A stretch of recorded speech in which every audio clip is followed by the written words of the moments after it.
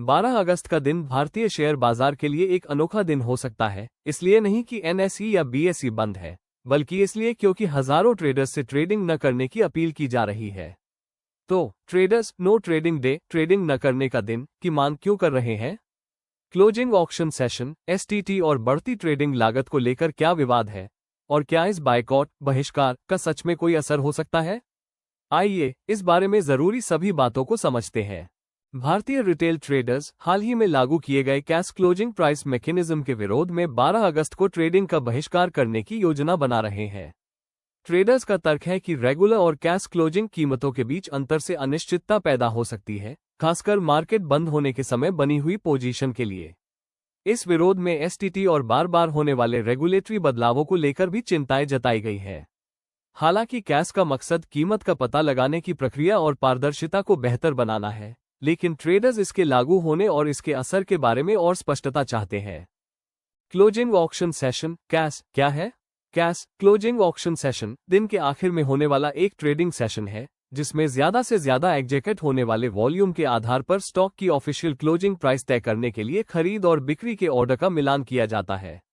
इस सिस्टम का मकसद क्लोजिंग प्राइस को ज्यादा निष्पक्ष और पारदर्शी बनाना है, जो derivative settlement, index calculation, mutual fund नव और पैसिव फंड ट्रेडिंग के लिए जरूरी है। VWAP volume weighted average price क्या है?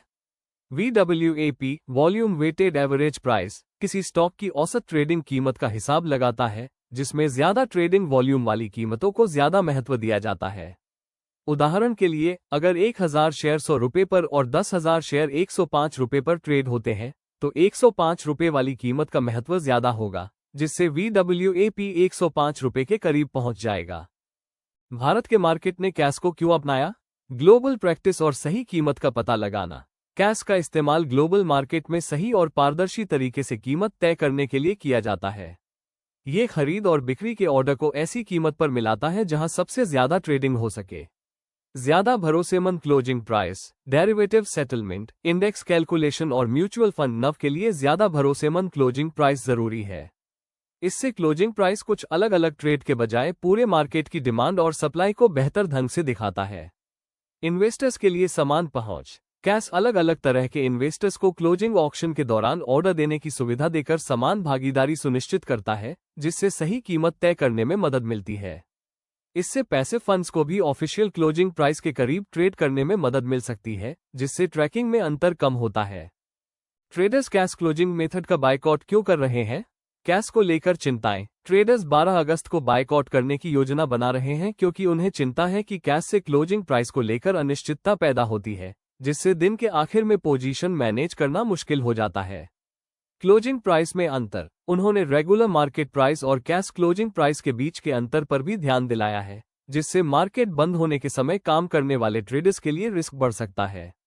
ज्यादा टैक्स और बार बार नियम बदलना। यह विरोध ज्यादा एसटीटी, बढ़ती ट्रेडिंग कॉस्ट और एक्टिव ट्रेडर्स पर असर डालने वाले बार बार रेगुलेटरी बदलावों जैसी बड़ी चिंताओं को भी दिखाता है। निष्कर्ष: 12 अगस्त का trading boycott cash closing price में अंतर और ट्रेडिंग की ज्यादा लागत को लेकर रिटेल और डे ट्रेडर्स की चिंता को दिखाता है। जहां ट्रेडर्स इस सिस्टम के बारे में ज्यादा साफ जानकारी और इसकी समीक्षा चाहते हैं, वहीं कैश का मकसद प्राइस डिस्कवरी और पारदर्शिता को बेहतर बनाना है। जैसे जैसे ट्रेडर्स नए सिस्टम के आदी होंगे, इसका असली असर और साफ होता जाएगा।